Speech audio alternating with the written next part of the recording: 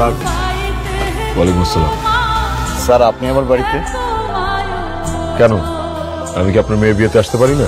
অবশ্যই আসতে পারেন, কিন্তু হুট করে মেয়েটার বিয়ের আয়োজন করা হয়েছে, তাই আপনাকে দাওয়াত করতে পারিনি। আপনি এসেছেন, খুব ভালো হয়েছে। চলেন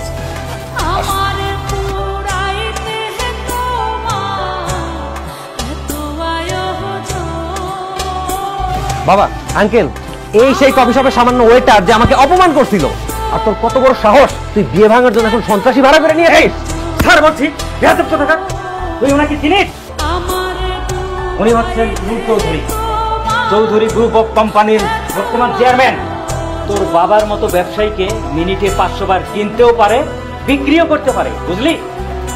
আর আমি হচ্ছি তার কোম্পানির জেনারেল ম্যানেজার। আচ্ছা আজম সাহেব, আপনি যে আপনার মেয়েকে বিয়ে দিচ্ছেন, এই বিয়েতে কি আপনার মেয়ের মত আছে?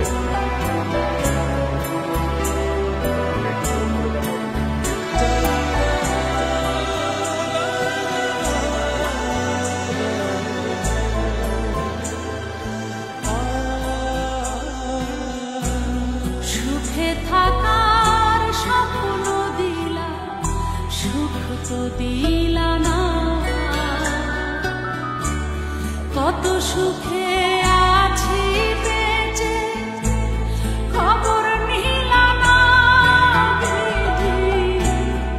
জ্যোতি, আপনার কি বিয়েতে মত আছে নাকি নেই? সুখে থাকার স্বপ্ন দিলা, সুখ তো দিলা না। কত সুখে আছি। স্যার আপনি এত কিছু জানেন কি করে? আপনিও তো জানেন যে আমার বাবা শারীরিকভাবে ভীষণ অসুস্থ, যে কারণে আমাকে কোম্পানির দায়িত্ব নিতে হয়েছে।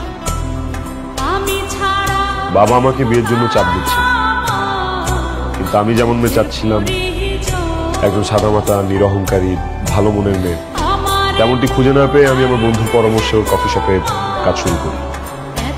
আমার বন্ধু বলেছে যে ওর কফি শপে প্রতিনিয়ত বিভিন্ন ধরনের মেয়ে আসে, তাই আমি সেখানে একটা সাধারণ ওয়েটার হিসেবে কাজ শুরু করি আর আমার মনের মতো মেয়ে খুঁজতে থাকি। সেদিন জ্যোতির সাথে এভাবেই দেখা হয়ে যায়।